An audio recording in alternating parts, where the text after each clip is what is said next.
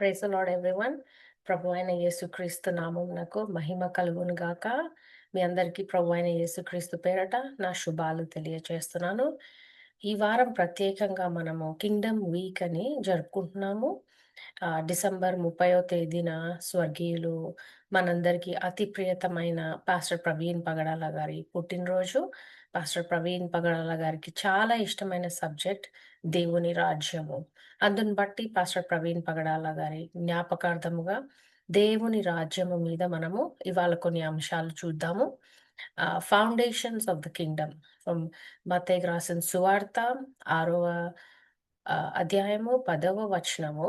నీ రాజ్యము వచ్చునుగాక, నీ చిత్తము పరలోకమందు నెరవేరునట్లు భూమి అందును నెరవేరునుగాక. ఆమేన్. సో మనము బైబిల్ గ్రంథంలో చూస్తే ఒక సెంట్రల్ మెసేజ్ అనేది ఉంటుంది బైబిల్‌లో. ఆదికాండం నుండి ప్రకటన గ్రంథం వరకు బైబిల్‌లో ప్రధానంగా మతము గురించిన కథ కాదు. బైబిల్ ప్రధానంగా మతం గురించిన కథ కాదు. ఇది ఒక రాజు, ఒక రాజ్యం మరియు ఆయన ప్రజల గురించిన కథ. క్రైస్తవ్యం కేవలం పరలోకానికి వెళ్ళడం గురించే కాదు. అది దేవుని పరిపాలనలో పునర్ పునరుద్ధరించబడిన ప్రజల ద్వారా పరలోకం భూమికి రావడం గురించినది. యేసు ఒక చర్చ్‌ని, ఒక మత విభాగాన్ని లేదా ఒక వ్యవస్థను బోధించడానికి రాలేదు. ఆయన దేవుని రాజ్యాన్ని ప్రకటిస్తూ వచ్చాడు. మార్కు సువార్త 1:14లో చూస్తే దేవుని సువార్తను ప్రకటించుచు కాలము సంపూర్ణమాయెను. దేవుని రాజ్యము సమీపించి ఉన్నది అని దేవుడు యేసుక్రీస్తు ప్రకటించుకుంటూ వచ్చారు. సో మనము ఈ రాజ్య సందేశము మెసేజ్ ఆఫ్ ద కింగ్డమ్. ఈ రాజ్య సందేశం ఏముందో మనము గమనిద్దాము. సువార్త గ్రంథాలు మరియు అపోస్తుల కార్యాల గ్రంథాలు రాజ్య సువార్త ప్రకటన గురించి కనీసం 20 సార్లు ప్రత్యక్ష ప్రస్తావనలు కలిగి ఉన్నాయి. కనీసం 20 సార్లు. రైట్. ఇది బాప్తిసం ఇచ్చు యోహాను మాటల నుండి మత్తయి 3, 1, 2 యేసు పరిచర్య అంతటా మార్క్ మొదటి అధ్యాయము 14, 15 యేసు పరిచర్య కాలంలో శిష్యుల పరిచర్యలో లూకా 9, 1-2 మరియు అపోస్తుల కార్యముల గ్రంథం అంతటా కనిపిస్తాయి మనకి. ఈ సందేశం ప్రపంచం నలుమూలలకు చేరవేయబడుతుందని యేసు ప్రవచించారు. ఆయన ఆల్రెడీ ప్రవచించారు. ఈ సందేశం ప్రపంచ నలుమూలలకి విస్తరిస్తుందని.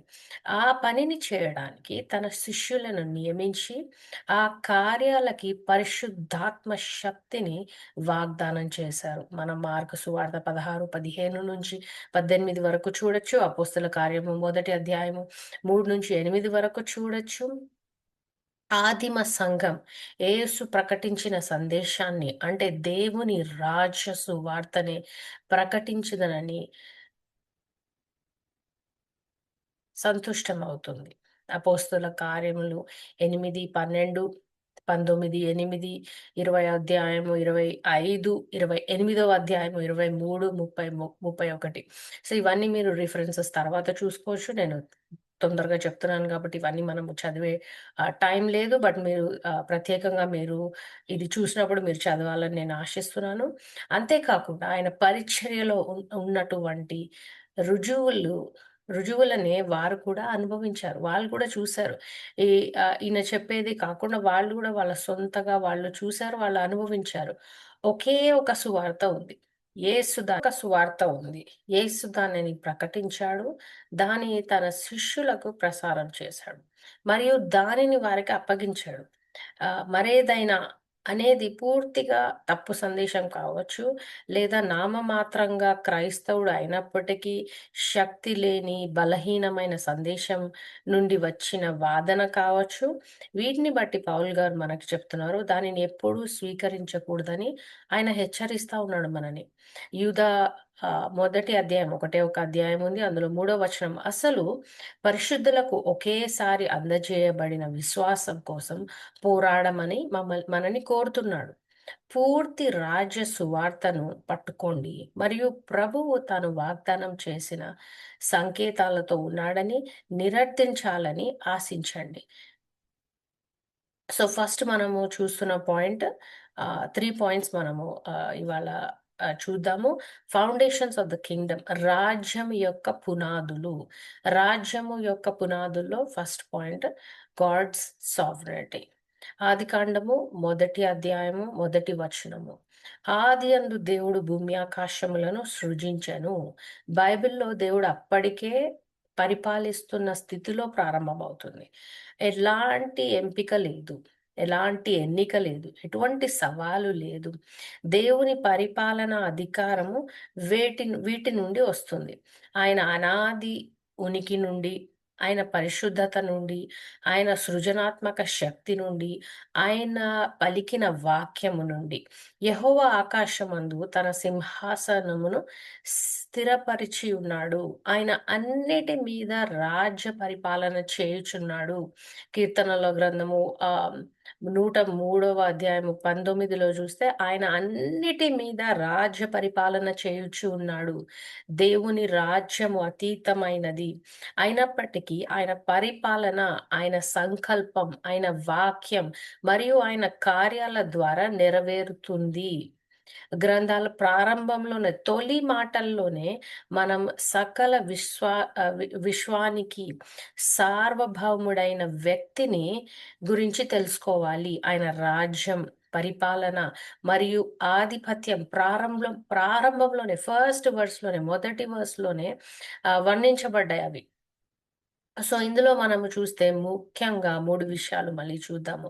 ఆయన రాజ్యము నంబర్ 1, ఆయన రాజ్యము లేదా ఆయన పాలన యొక్క పరిధి అతీతమైనది. అంటే ఇది కేవలం భౌతిక విశ్వం మొత్తానికి మాత్రమే కాకుండా దానిని మించి కూడా ఉంటుంది. ఆయన సృష్టి అంతటికి ముందే ఉన్నాడు. దానిని మించి విస్తరించి ఉన్నాడు. మరియు దానిని సృష్టించినందున అది ఉన్నదంతటిని ఆయన ఆవరించి ఉన్నాడు. రెండో పాయింట్ ఆయన పరిపాలన లేదా ఆయన పరిపాలించే అధికారం, ఆయన చిత్తం, ఆయన వాక్యం మరియు ఆయన కార్యాల ద్వారా వ్యక్తమవుతుంది. ఆయన తన సొంత చిత్తంతో సృజనాత్మకరంగా నిర్ణయించి రూపకల్పన చేస్తాడు.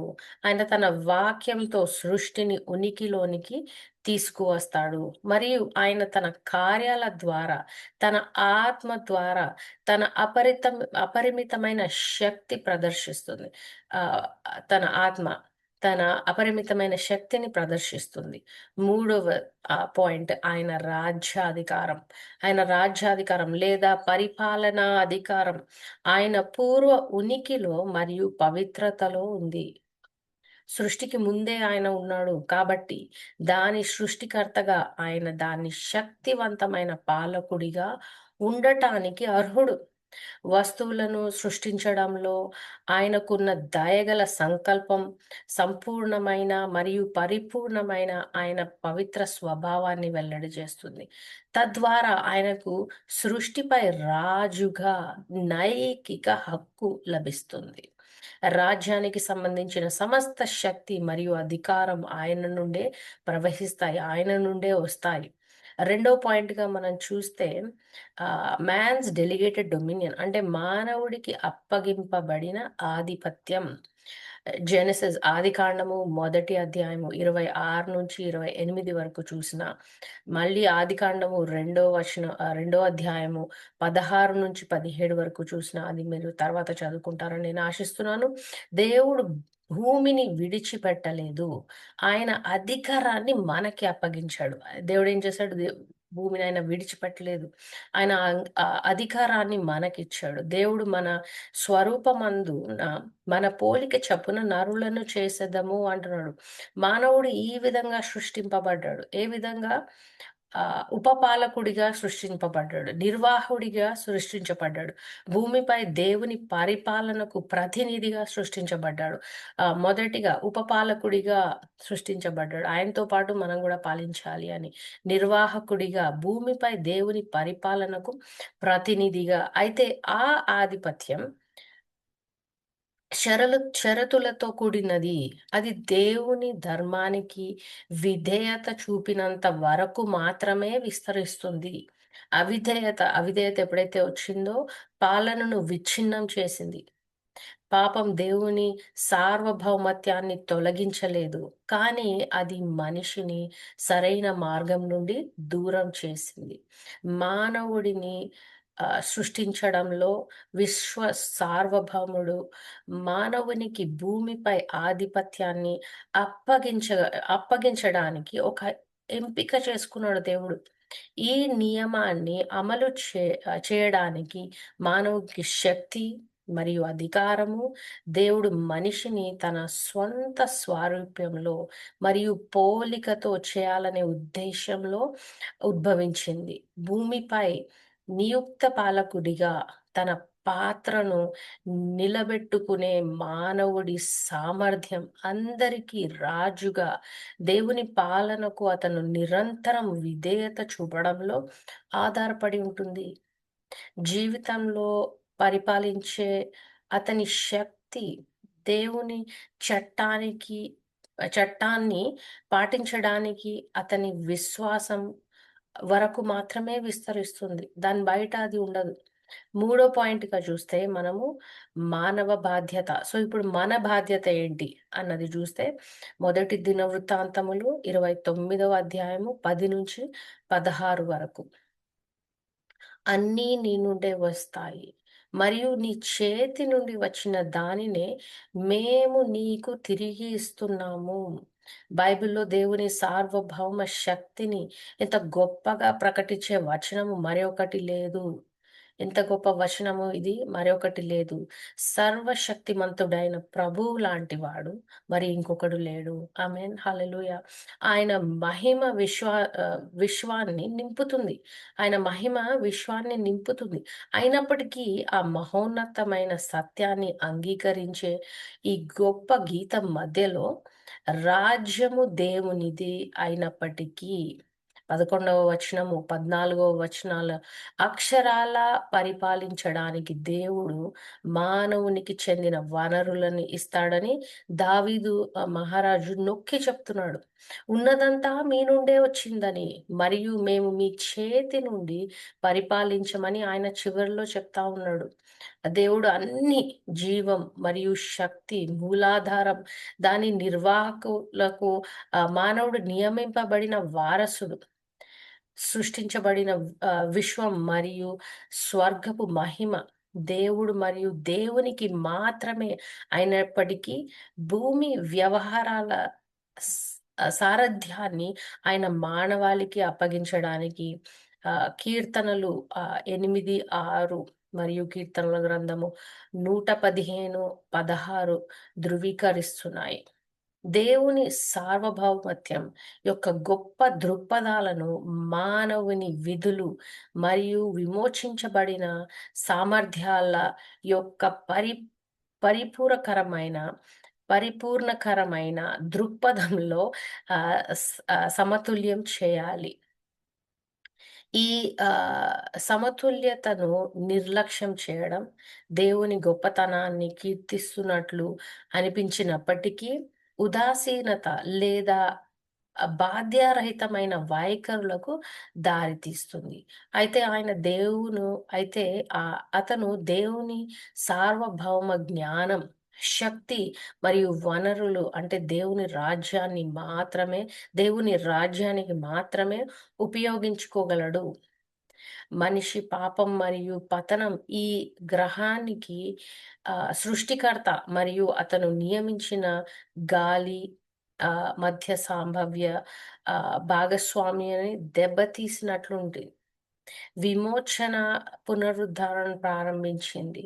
దేవుని కింద పునరుద్ధరించబడిన విమోచించబడిన వారు వాస్తవానికి దేవునితో భాగస్వామ్యము కావచ్చు మరియు తద్వారా భూమిపై పరిస్థితులపై దేవుని పాలనను తిరిగి స్థాపించడంలో నిర్ణయాత్మకంగా సహాయం చేయవచ్చు. కానీ ఇది దైవిక క్రమంలో మాత్రమే పనిచేస్తుంది. దైవిక క్రమము కింద మరియు దేవుని ఆత్మ ద్వారా మనిషి దైవిక శక్తిని పొందడం ద్వారా విమోచన దొరుకుతుంది. మానవుడు భూమికి బాధ్యత వహించాలి.